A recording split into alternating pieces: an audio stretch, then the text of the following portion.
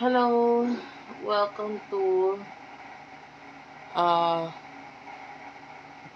Water Sign Philippines. So, reading po ito for Water Sign Cancer, Scorpio, Pisces. Take only what resonates. For those of you na gusto mag-avail ng personal reading, Madam Space P. And then, kung gusto mo naman sa friend ko, Jing Tarot Reader. Ayan, yung dalawang yan, pwede mong i-search sa Facebook. Unipri, UNIPRI, kung gusto mo mag-avail ng mga products namin. Katulad ng mga nakikita mong display dito sa aking wall. Yan ay makikita mo sa aming TikTok shop. Kami po mismo ang gumagawa niya mga yan. All are ritualized and blessed before shipping. So, makukuha mo yung full benefit niya. At kung gusto mo, interesado ka dyan na lang sa TikTok shop namin. Pagpasensyahan mo na boses ko, hindi ako inaantok guys. Ito lang talaga yung kaya ko munang ilakas ngayon kasi medyo may sore throat pa ako. Hindi pa siya completely gumagaling. And, yeah, let's start. Don't forget to subscribe din dun sa aming banda guys. Meron akong banda. Vokalista ako ng bandang Sibol. I-search mo yung aming Facebook. Ayan. Yung ibang mga kantang ginagawa namin ay ako po ang sumulat. So sana ma-appreciate ninyo. You do have you're the King of Pentacles, Taurus, Virgo, Capricorn. Followed by the Hierophant, Taurus energy. Oh. Gusto ko yung energy mo. There's this happiness sa'yo ngayon. Yung iba pwede nag-heal ka na sa kung ano man yung mga sakit na nararamdaman mo. Yung iba na nasasaktan pa, pwedeng hindi ito yung side mo ha, kasi pwedeng ito, pwedeng dito sa kabilang side, but kukunin natin itong right side na sa'yo. So, a lot of you is pwedeng nandito na sa point na you're happy, you're contented, you're smiling, diba? Pagdating sa career, hindi ko nakikitang ini-stress mo masyado sarili mo yan. You're just enjoying your, yung araw-araw, yung ginagawa mo. And which is yun naman talaga dapat. Dapat enjoyin mo lang yung ginagawa mo. You're moving on. The Ten of Wands is here. Yung iba hindi nagtatakot mag-relocate, which is, yung iba plano pa nga mag-relocate. Or, yung iba, kung magkakaroon man ng changes, okay lang. Hindi ka natatakot, etc.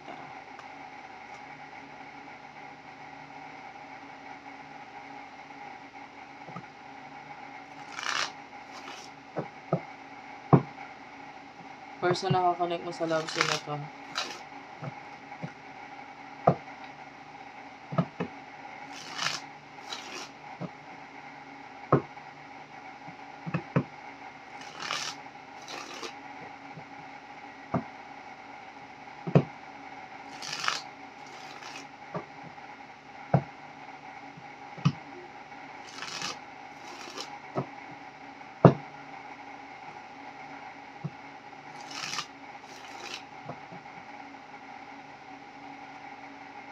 Yung Five of Swords, this person is...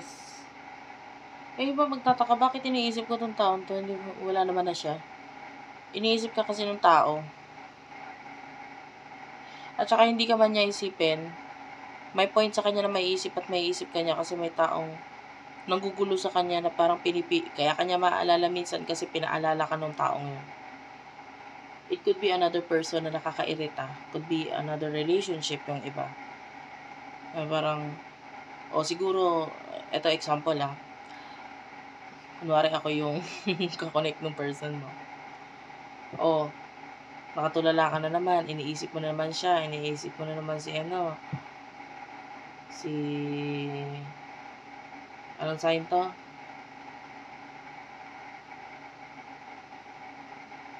Water sign? Yeah. So, ayun, kaya naaalala ko ng person mo. Kasi may times na nakakairita yung kasama niya.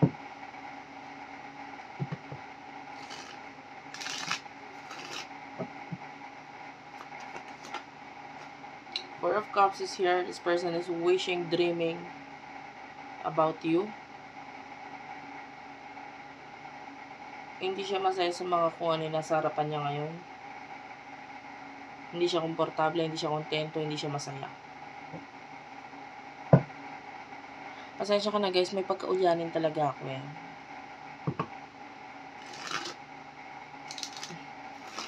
I think for me, it's a gift. Dati kasi, ang pangit ng ulyanin, no? Kasi pag may mga importanteng bagay, especially sa school, ang pangit. Pero ngayon na-realize ko, mabuti rin yun. Maganda rin yun. Kasi hindi ako nai-stress masyado. May stress ako mamaya nalilimut. Inom lang ng tubig. Ano nga palang iniisip ko? Ano nga pala yung nai-stressan ko? Wala na. So, sometimes it's helpful for me. So, I think sometimes it's a gift na rin. So, ano yung emotion ninyo sa isa't isa nitong taong to?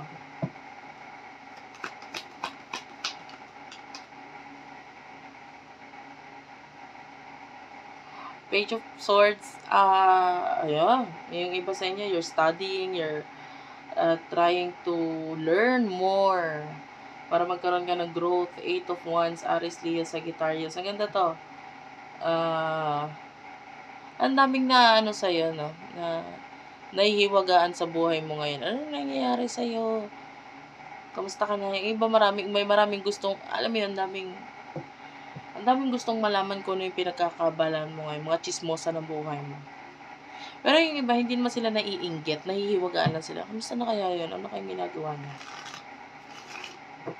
Ano kayong nangyayari sa kanya ngayon? Parang tipong ganun lang. Person na nakakonect mo sila to, emotion yung sa'yo. Sabi ko nga yung iba sa inyo, kung hindi ito yung sign mo, pwedeng dito ako sa kabila. Ano ba sign tong nire-reading ko? Promise, hindi ko talaga alam kung ano nire-reading ko ngayon. Kasi, alam mo bakit? Energy yung kinukuha ko eh. So, ngayon, ang nararamdaman kong energy is Libra, Cancer, Scorpio, Pisces. So, hindi ko alam kung alin doon. No? Aquarius, nakakaramdam din ako ng energy na yan. So, bahala ka na kung ano zodiac sign mo. The Wheel, the Empress. At saka, it depends in your chart. It could be kasi malakas yung pagka Libra mo sa iyong chart or malakas yung iyong pagka-Aquarius sa iyong chart, sa iyong natal chart. So, pwedeng yun yung makuha natin dito. The Wheel, malaki na bago. Definitely, malaki paghanga sa inyo to person na to. This person sees you as the Empress. Kahanga ka. Kahanga-hanga ka, ang galing mo. You're someone na parang ina-admire talaga niya eh. Ano yung nabago? Clarify the Wheel.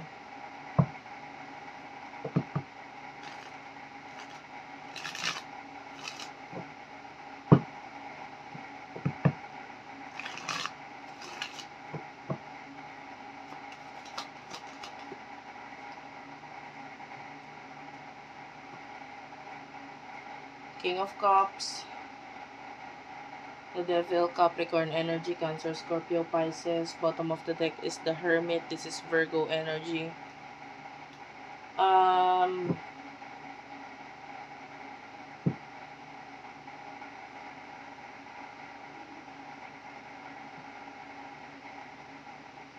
I feel like this person, naging obsessed siya sa'yo. Obsession ngayon sa'yo. So, yun yung nabago. Kasi, I feel like this person, in the past, pakiramdam niya ikaw yung may... Natawa lang ako sa energy. Kasi in the past, feeling niya ikaw yung obsessed sa kanya or feeling niya ikaw yung may gustong-gusto sa kanya. Ngayon, parang nabaliktad yung sitwasyon. Siya yung may gusto ngayon sa'yo, siya yung nagmamahal sa'yo ngayon.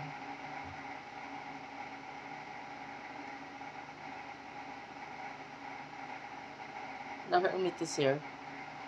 So, masyado siyang, alam mo yun, this is Virgo energy, tinatago niya lang or pinoprotektahan niya yung sarili niya, emosyon niya, etc. Pero, kaya ako natawa kanina kasi parang gusto ko sabihin, ala, grabe naman itong taon to. Talagang inisip niya na na-obsess ka sa kanya dati. Pero ngayon, nabaliktad yung sitwasyon, siya ngayon yung na-obsess. You could be focusing on yung iba writing, pagbabasa, pag-aaral. So, this is your main focus. The more you focus on your self-development, the more na ito person na to, nababaliw ba, kakaisip sa'yo. So, what will happen in the future for you?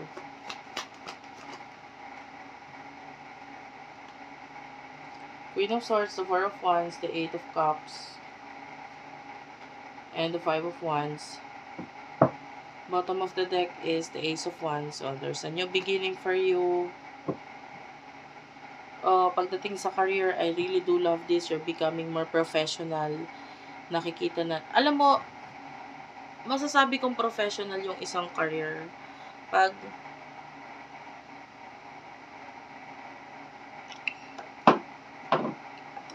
alam mo yung mga kakonect mo dun sa career mo na yun, parang, for example, if you do have a business, alam mo na kung saan ile-level yung connection ninyo. Empleyado kita, so ilalagay kita sa empleyado lang talaga kita. Hindi ko pwedeng haluan to ng parang mali siya, or hindi tayo pwedeng magkaroon ng something, or hindi ako pwedeng magkagusto sa'yo, or hindi kita pwedeng itratong kaibigan kasi magka-empleyado kita or magka-trabaho tayo. So, trabaho. So, you're becoming professional. Kasi alam mo na kung saan mo ilalagay yung trabaho, sa career, sa pag magkaibigan tayo, sa labas tayo magkaibigan, hindi yung pag nandito tayo. So, you're becoming more professional in the near future, which is, nagbe-benefit ka dito. Kasi, totoo yun, dapat hindi man tayo lagi maging mabait. May time para sa bait-bait na yan, no? And then, in the near future, the Five of Wands, this is arguments, problema, but this is for the side of your person. Nakakita ng problema sa kanya. Pero siya pag may problema, pag may away, ayaw niyang harapin, umiiwas siya.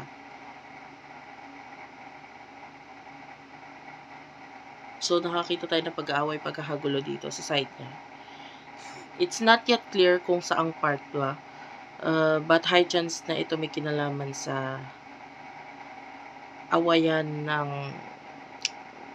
mga taong nagdidikta sa kanya. It could be a boss or kasama niya sa bahay na yun yung nagmamanipulate or nagdidikta sa kanya.